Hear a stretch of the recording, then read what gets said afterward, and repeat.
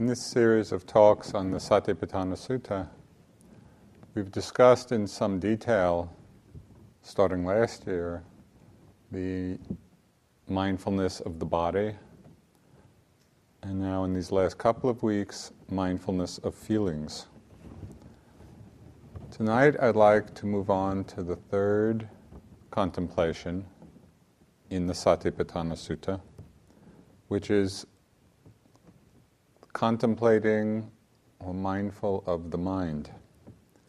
It's again interweaving elements of Venerable Analayo's very clear analysis from his book Satipatthana, The Direct Path to Realization. So the Buddha begins this section of the sutta with a rhetorical question. He says, "And how, bhikkhus?" And again, bhikkhus here means anyone who is practicing. "And how, bhikkhus, does one, in regard to the mind, contemplate the mind?" And then he goes on to answer. "One knows a lustful mind to be lustful, and a mind without lust to be without lust. One knows an angry mind to be angry, and one without anger to be without anger. One knows a deluded mind to be deluded, and one without delusion to be one without delusion." So it's pretty straightforward here. In this list of these different states, the Buddha is emphasizing the three unwholesome roots of mind and how they color or condition our minds. Now these roots are translated from the Pali in a variety of ways. So lust is the translation here of raga, Pali word raga. It means lust, desire, greed. The Pali word dosa means angry or anger, hatred, ill will, aversion. And moha is translated often as delusion or ignorance or confusion or bewilderment. So you see, in English we have many different words, and maybe if we put them all together we get a full sense of what the Buddha was talking about with these three unwholesome roots. In the sutta and the translation we've been using, they've used the words again and again: lustful mind, angry mind, deluded mind. But again, think big when you think of those states. But the Buddha is also saying not only to be mindful of these unwholesome roots when they're present in the mind, but also to know when they are absent. And this is a critical piece. Here the Buddha is following a usage that's common in the suttas, where the absence of an unwholesome state implies the full range of its wholesome counterpart. So, for example, the wholesome roots of mind are known as non-greed, non-hatred, non-delusion.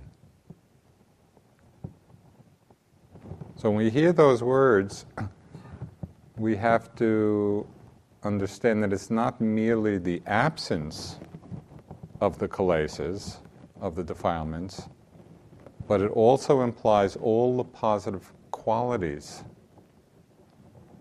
For example, in non-greed in its fullest expression is the quality of generosity.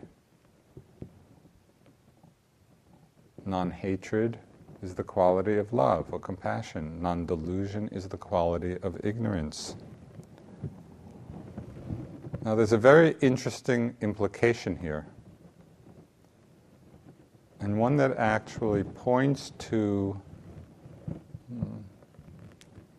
some of the long-standing disagreements between the different schools of Buddhism.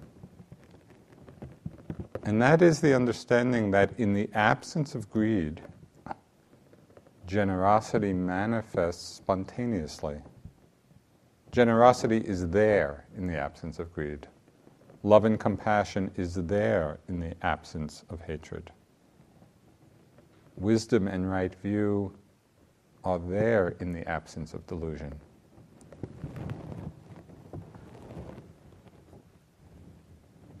This is just expressed in one of the teachings of Khyentse Rinpoche in a different context, but it points to the same understanding, where he said, when you recognize the selfless nature of phenomena, the energy to bring about the good of others dawns uncontrived and effortless.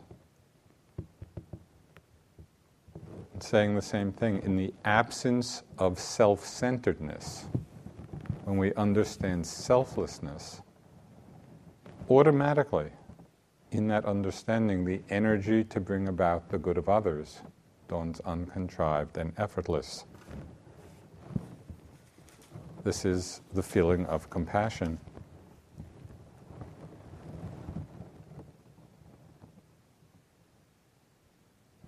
By emphasizing the recognition and the knowing of the unwholesome roots of lust, of anger, of delusion, and the wholesome ones,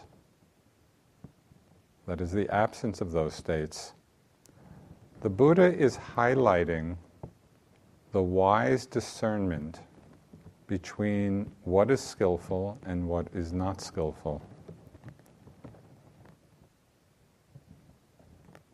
And that discernment is very pragmatic. He uses the words unskillful or unwholesome to describe those states which lead to suffering. And he describes as skillful or wholesome those states that lead to happiness. So it's a very pragmatic assessment.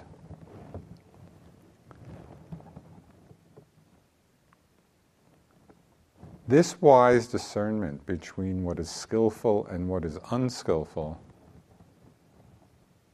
in terms of mind states is basic to the Buddhist teachings. But in our culture, it's also very problematic. Because for many people, especially here in the West, it's a very easy step from recognizing a particular mind state as being unwholesome.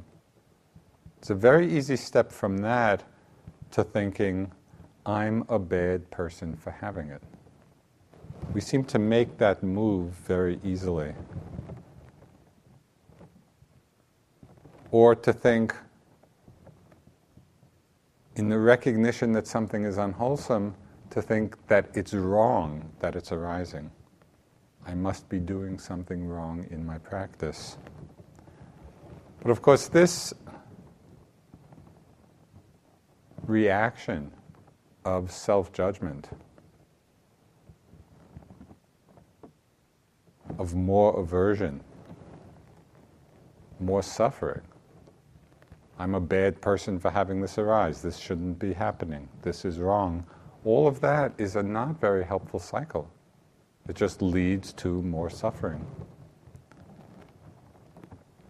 So it's important to understand in this first instruction on mindfulness of the mind, this discernment of what is skillful and what is unskillful, that we do this not in order to judge ourselves or to be reactive to the states, but rather in order to see which states should be cultivated in our lives, which are onward leading to happiness, and which we should let go of.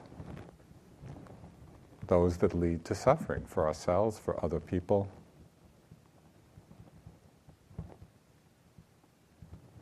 This distinction between wholesome and unwholesome mind states brings a moral dimension into psychology. course, this is the basis, this is the foundation on which the Buddha's teachings rests. Why is this so important?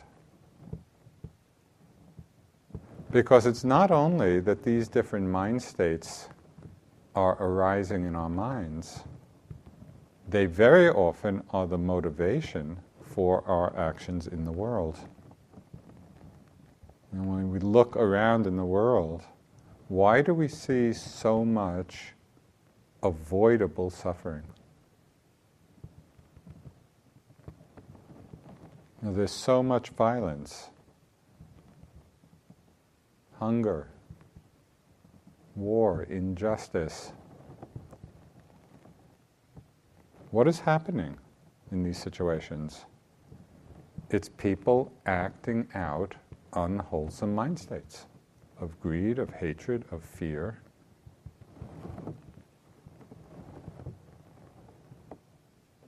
So for our own happiness and for peace in the world, we need to know what is skillful and what is unskillful. And we need to recognize these states when they arise in our minds. The Dalai Lama emphasized this point in a very beautiful and striking way when he said that actions, and I might say a very un-American way, when he said that actions should not ultimately be judged by their success or failure, but by the motivation behind them. And that's a very radical statement. That's saying that we measure the moral worth of an action not by its success or failure, but by the quality of the motivation behind them. We cannot always or even often control outcomes, but we can take responsibility for our own hearts and minds. And this is precisely what this third foundation of mindfulness is teaching us to do.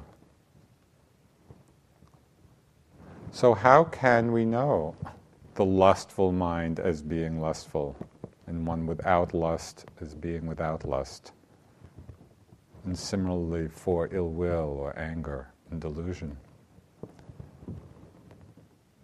There's a verse in the Dhammapada, that wonderful collection of teachings in verse form, that describes very succinctly how these different unwholesome roots of mind manifest.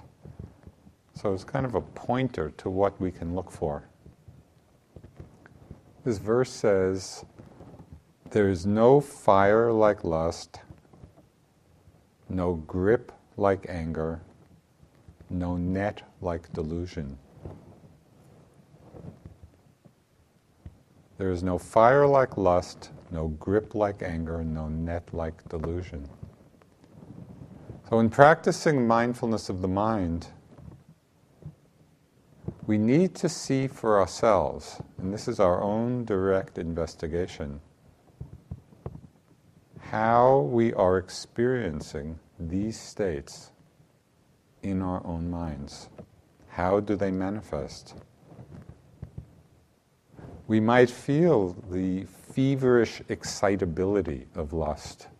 There is that kind of feverish quality to it when the mind is filled with lust.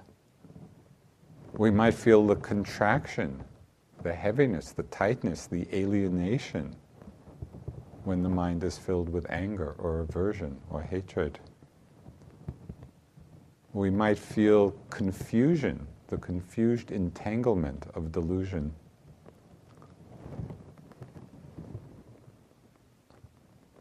Buddhadasa, he was one of the great Thai masters of the last century, he described the manifestation of these three unwholesome roots in another way.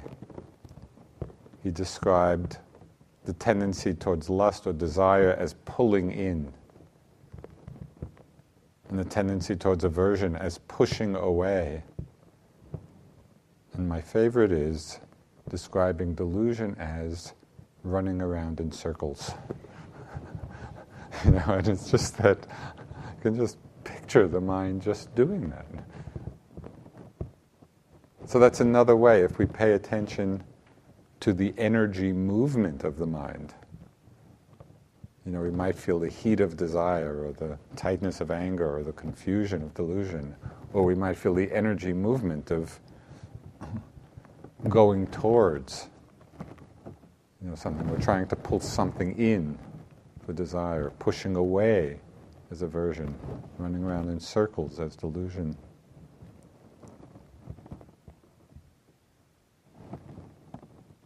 And in following these instructions, we also become mindful when these states are absent.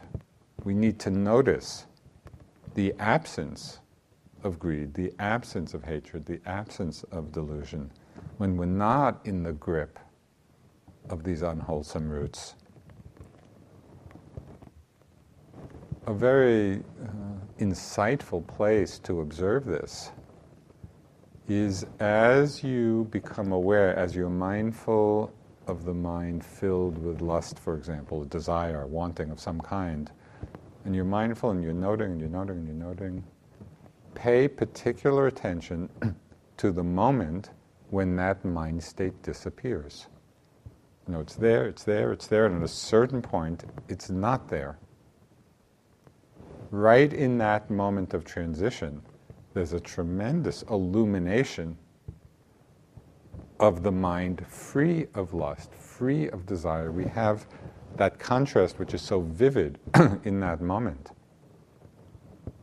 And it is the feeling of being let out of the grip of something.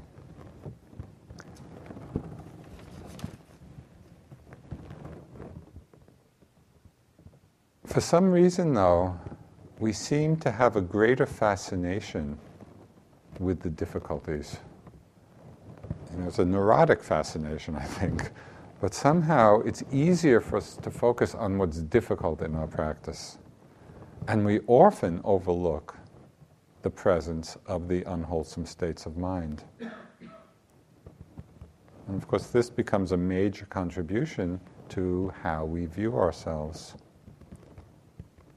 In the Satipatthana Sutta, the Buddha is very explicitly giving equal importance, mindfulness when the unskillful states are there, mindful when the skillful states are there, which often we experience as the absence of the unskillful. So don't overlook that.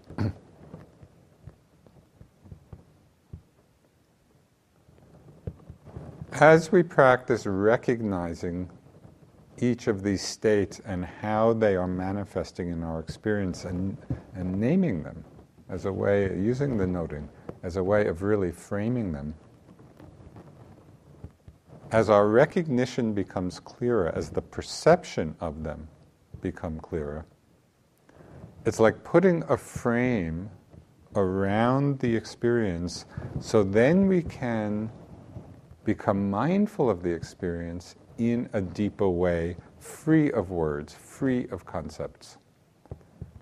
And this move is described very well in some lines by the author Michael Cunningham in the book The Hours, where he says, everything in the world has its own secret name, a name that cannot be conveyed in language, but is simply the sight and the feel of the thing itself.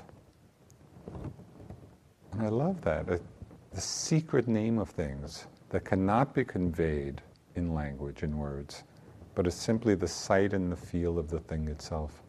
That's mindfulness. So we recognize this is the lustful mind, this is the angry mind, this is the deluded mind, or absent of those states. But then we simply use those concepts, those words, to then drop in directly to the experience.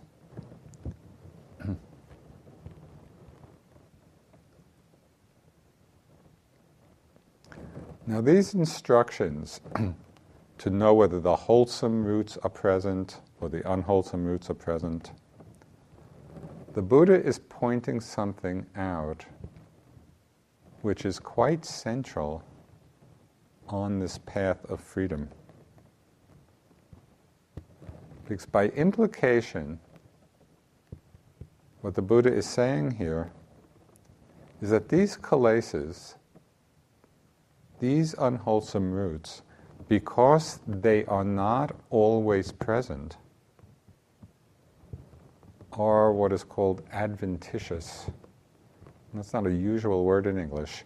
What adventitious means is something that is not inherent or not innate.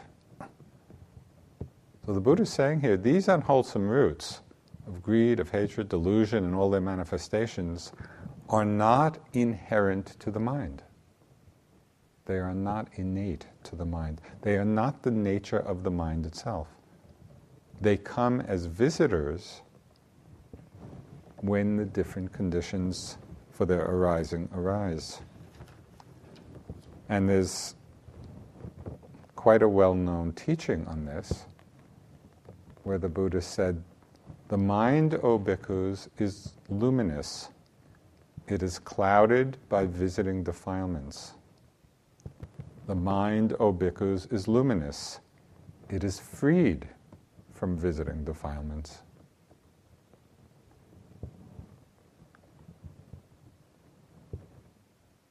So this understanding that the unwholesome roots are not innate to the mind suggests a very different attitude in working with these states when they arise than the way we usually revert to.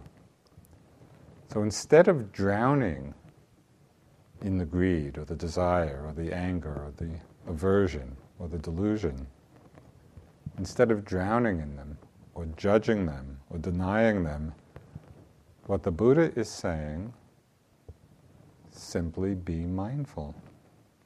Be mindful when they're present. Be mindful when they're not present. It's amazingly direct. Instead of reacting, instead of judging, instead of fighting with,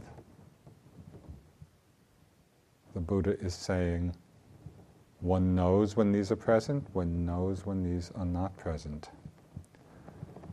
But as my teacher, my first teacher, Munindraji, would often say about practice, this is very simple, but it's not easy. It's simple, but not easy. You know, for so many years, I would struggle with the difficulties in my practice, thinking that I was a bad yogi whenever the defilements would arise in my mind. You know, I couldn't concentrate. So I would have all of these judgments about it. Or even in more intense times of psychological dismay, you know, especially in those times when I was working with intense fear, I just started seeing myself as this total psychological catastrophe. You know, and thinking, this is going to need 30 years of therapy to unwind.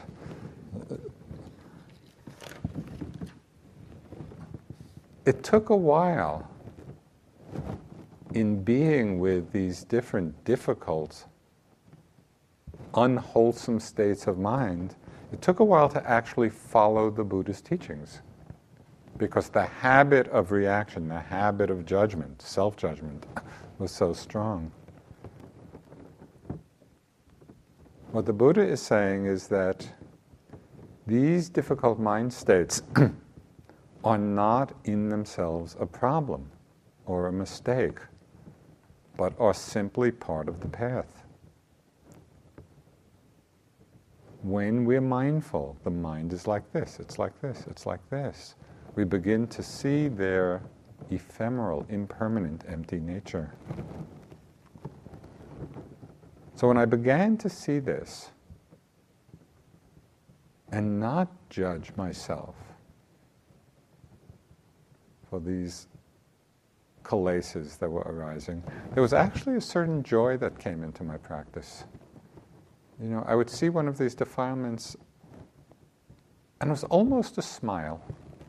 because I realized deeply that I would much rather see and explore them than not see them and simply act them out.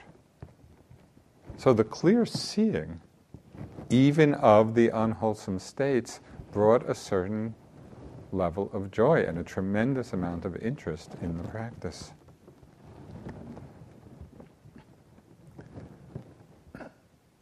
So this is the first set of instructions on mindfulness of mind. The second set of instructions, which follows, is to know the contracted mind as contracted and the distracted mind as distracted. So what do these terms mean here? Contracted refers to the inner withdrawal of the mind due to sloth and torpor. Where there's little or no energy to actually meet the object. There's that sense of heaviness or dullness. It's the mind collapsing inward. And we've all had that experience in our practice. That's the contracted mind, and the Buddha is saying, know the contracted mind as contracted. And then the distracted mind, distraction here means distracted through restlessness with the mind going out to sense objects. Seeking different kinds of sense contact, sense pleasures due to restlessness.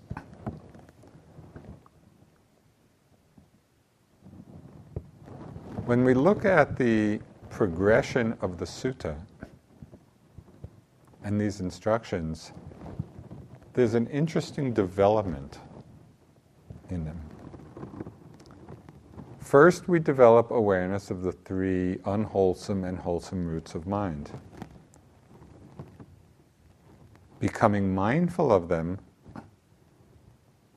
so that we are actually free and unattached in the experience of them. Next, the Buddha is saying, be mindful of the contracted mind due to sloth. Be mindful of the distracted mind due to restlessness. And by not becoming lost in or identified with either of these states, we actually find the balance between them. We don't collapse inward. We don't get agitated outwardly. And so in that balance, the mind opens up to the experience of higher states of concentration and awareness, which follow in the sutta. What I find reassuring about these teachings and these instructions, and this reassurance actually becomes a great support for us, is that they fully acknowledge the difficulties that come in our practice. It's not as if somehow we need to have our mind completely freed of all of these unwholesome states, all of these difficult states, in order to proceed. Here the Buddha is saying that mindfulness of them when they arise is itself the path to freedom. So in this way, the teachings in the Satipatthana Sutta are quite unique.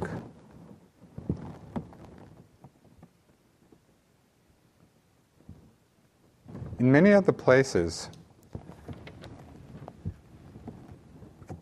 different discourses of the Buddha, he says, or he teaches that you should replace unskillful thoughts with skillful ones.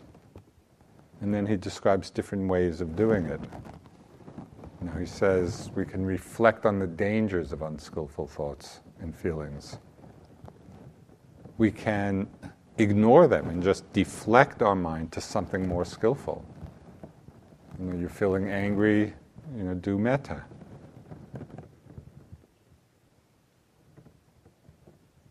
He says we can get rid of the unskillful states by examining their causes. And as a last resort, this is a quote from the sutta, with teeth clenched or pressing the tongue against the roof of the mouth, one should beat down, constrain, and crush mind with mind. That is, crushing unwholesome states with wholesome ones. But in this discourse on the four foundations of mindfulness, on the Satipatthana discourse, he's giving us a very different teaching. And that's why it's such a powerful and direct way of looking at our minds.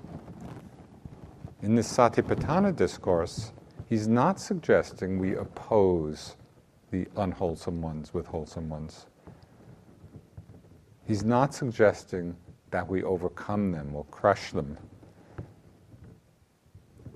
But rather, the instruction is simply with bare attention, with mindful knowing, with that mirror-like wisdom of mind, we simply know each state for what it is, seeing it as being impermanent, seeing it as being insubstantial, seeing it as being not self. Do you see the difference between these approaches? Sometimes, as a last resort, in certain situations, we might need to crush the mind with the mind. So it's good to know all the possibilities. But in the practice of Satipatthana, that is not the primary approach.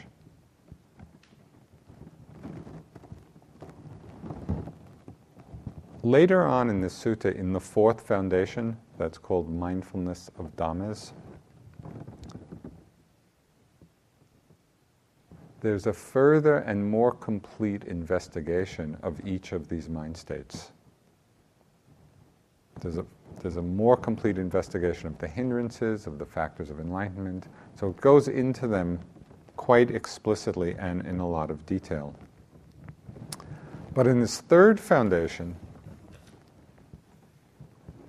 this mindfulness of the mind, the emphasis is on simply noticing the general quality of the mind as it is being influenced by these different mental qualities that are arising, as it's being influenced by different moods, by different emotions. So I'd like to give you two specific arenas in which I found this application of mindfulness, mindfulness of the mind, particularly helpful, because contained within this practice, when we understand it correctly, it can open up a great place of freedom and understanding. So the first place that I found it very helpful is applying it in times when I feel that I'm struggling. When I'm struggling in my practice, when I'm struggling in life, when there's just that feeling of struggle.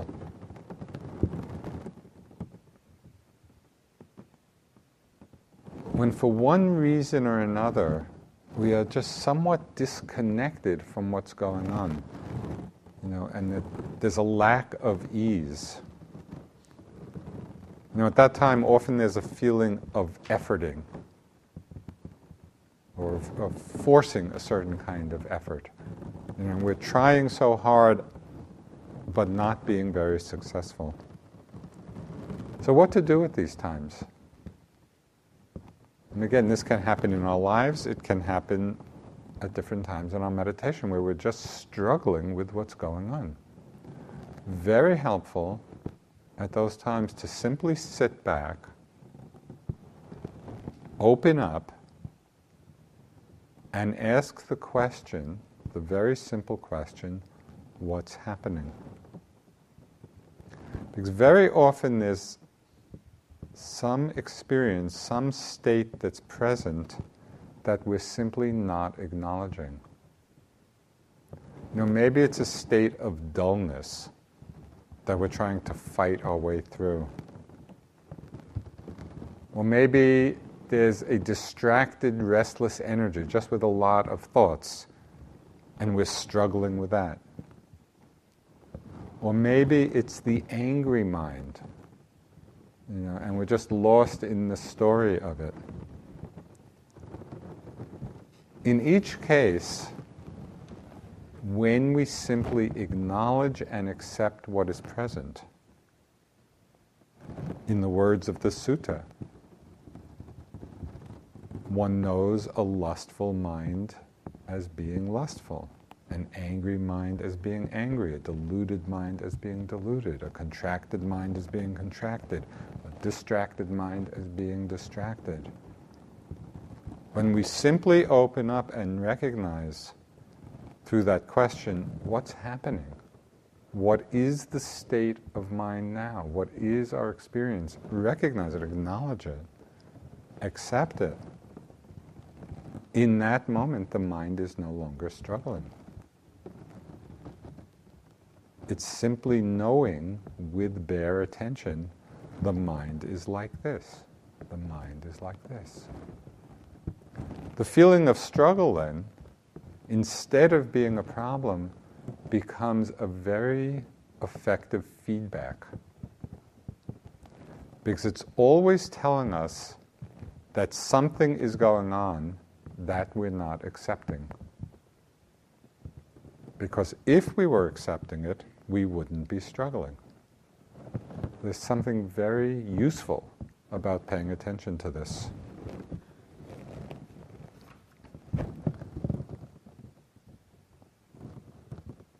I'd like to read a few lines from a poem by Derek Walcott, which the name of the poem is Love After Love, and suggests this possibility of, instead of fighting with what's arising, instead of not seeing and not accepting, there's another possibility. So he writes, "The time will come when with elation you will greet yourself arriving at your own door, in your own mirror, and each will smile at the other's welcome and say, 'Sit here, eat.' You will love again the stranger who was yourself."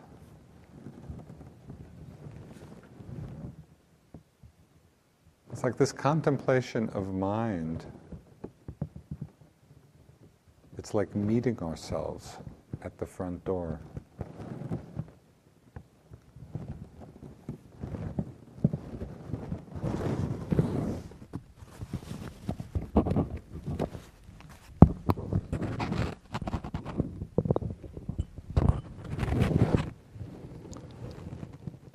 The second way that I found especially useful in applying this contemplation of mind, the first is in times of struggle.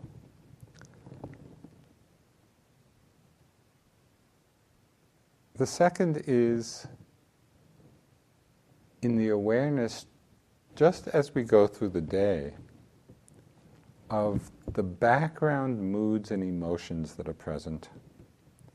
So often we can go through a day or part of a day being influenced by a certain mood.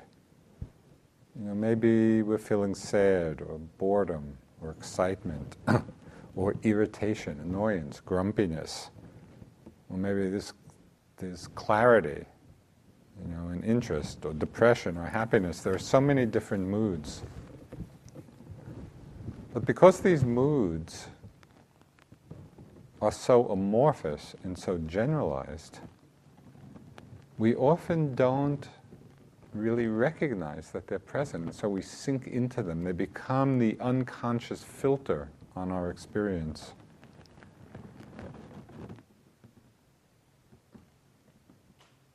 It's like looking at the world through colored glasses.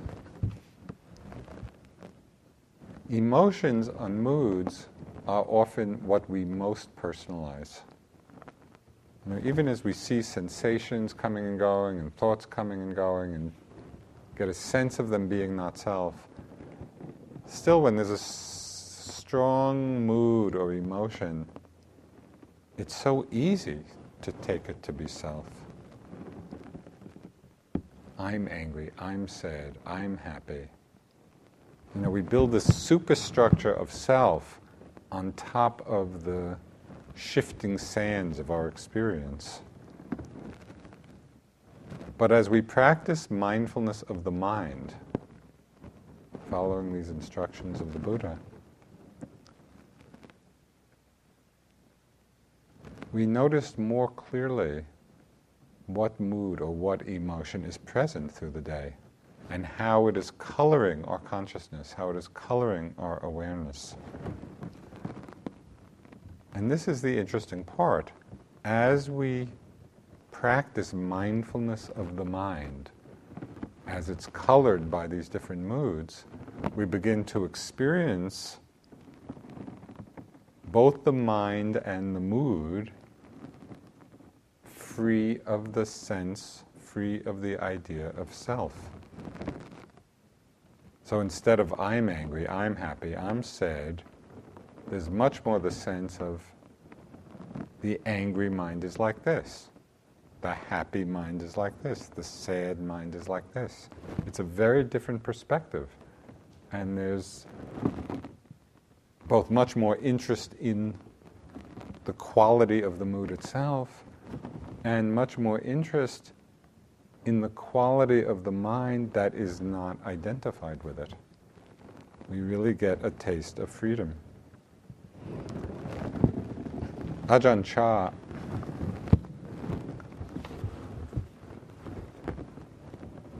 wrote something so to this point. And what he wrote is a very clear description of this contemplation of mind. He said, within itself, the mind is already peaceful.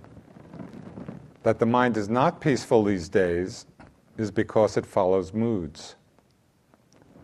It becomes agitated because moods deceive it. Sense impressions come and trick it into unhappiness, suffering, gladness, and sorrow.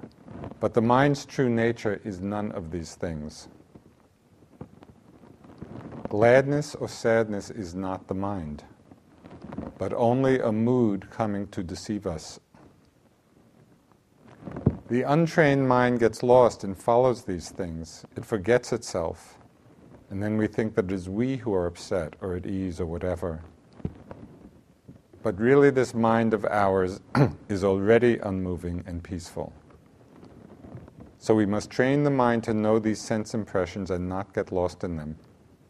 And just this is the aim of all this practice we put ourselves through. Notice through the day how often moods come and deceive us, where we become identified with them, lost in them. And then see if it's possible to apply this contemplation of the mind, where we're looking at the mood, we're looking at the emotion. Oh, the angry mind is like this, the sad mind is like this, the happy mind is like this. There's an amazing openness that begins to happen in our experience.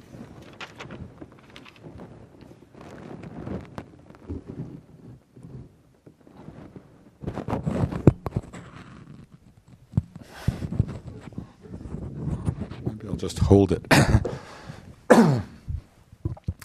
In the last part of the instructions on the mind, the Buddha speaks of knowing a great mind to be great and a narrow one to be narrow. A surpassable mind to be surpassable and an unsurpassable one to be unsurpassable.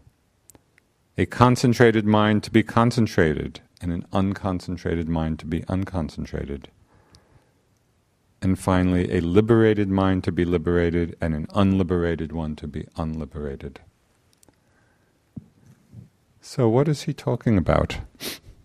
in this particular progression. The first three of these pairs has to do with becoming mindful of different levels or different qualities of concentration. So a great mind and a narrow mind refers to how far our concentration pervades the object. So for example, if you're doing metta,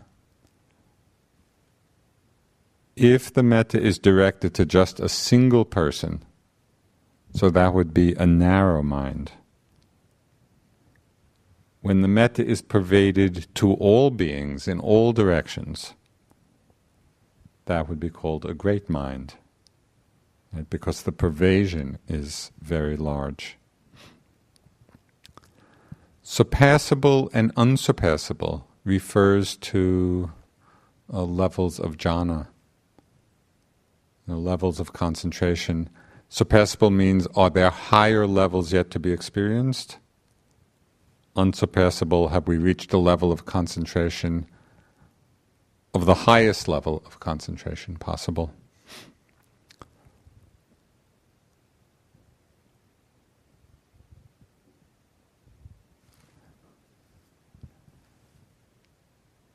So we know when the mind is narrow, when it's great, when it's surpassable, when it's unsurpassable, when it's concentrated or unconcentrated. And here concentration refers to not only the fixed object, in samatha, in concentration practice, but also momentary concentration in vipassana practice. So you can notice during the day, you can apply this application of mindfulness. You're with changing objects, as the breath, sensations, thoughts, emotions, moods. With all of these changing objects, do you have what's called momentary concentration, moment to moment?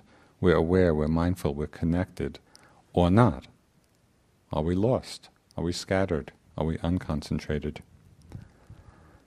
Now what's helpful to remember here, and this is probably the hardest part of these instructions, is that we can be mindful and we should be mindful both when the mind is concentrated and when it's unconcentrated. So if you're sitting and the mind is scattered, it's unconcentrated, that's no excuse for not being mindful. Because the Buddha is saying, know when the mind is concentrated, know when the mind is unconcentrated.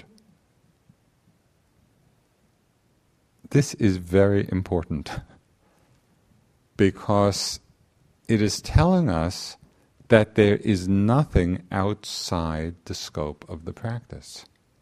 It's not that we have to wait for concentration in order to be mindful. And these words are so explicit and so direct. Know the mind when it's like this, know the mind when it's like this. However the mind is, in whatever state, it's great, it's narrow, it's surpassable, it's unsurpassable, it's concentrated, it's unconcentrated, it's full of lust, it's absent of lust. There's anger, there's no anger. Whatever the state of mind is, the Buddha is saying, be mindful of it, know it just as it is. So this gives tremendous opportunity for us in our practice. There's no time at all when we cannot be mindful.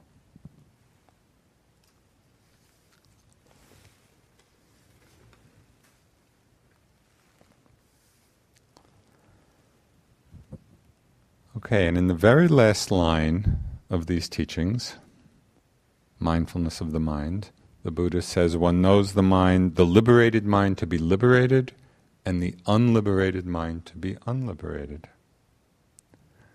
So liberated here means both full awakening, the mind having uprooted all the defilements, all the kilesas,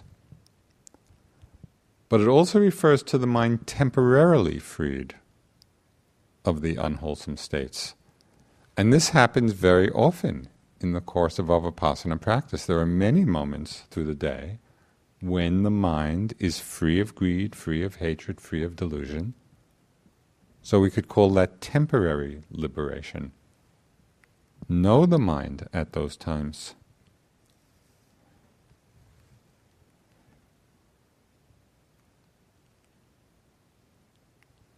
Given our propensity to focus on difficulties, to focus on the problems, to focus on the unwholesome things, it would be a very good practice to pay attention through the day to all of those many times when the mind is free of these unwholesome roots, when the mind is free of greed, free of lust, free of aversion. Is there anyone here who lusts all day long? Probably not. Or who's angry all day? No. They are adventitious, these defilements. They're visitors to the mind.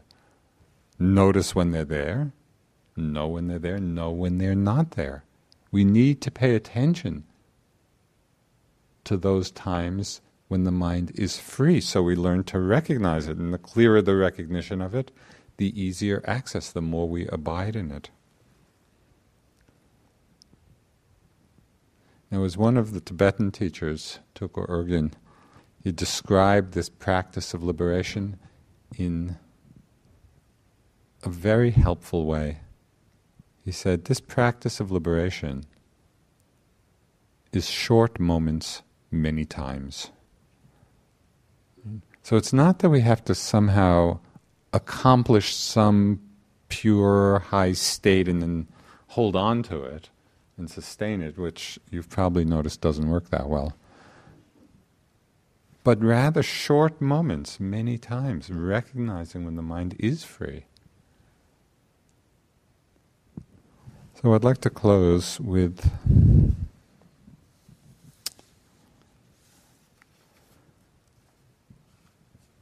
one last teaching from Ajahn Mun, who was the grandfather of the Thai forest tradition. He was this remarkable monk, and there's a wonderful biography of him by another of the now very old Thai forest masters, Ajahn Mahabua. But this is from the teachings of Ajahn Mun. He said, of all the many things that people value and care for in the world, the mind is the most precious. In fact, the mind is the foremost treasure in the whole world, so be sure to look after it well. To realize the mind's true nature is to realize Dhamma. Understanding the mind is the same as understanding Dhamma. Once the mind is known, then Dhamma in its entirety is known. Arriving at the truth about one's mind is the attainment of Nibbana. Clearly, the mind is a priceless possession that should never be overlooked.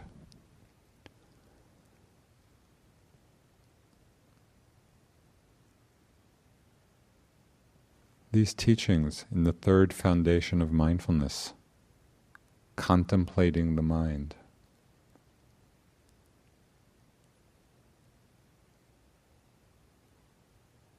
in a very clear way give us the instructions to look into the mind, to look at it directly, to know it just as it is.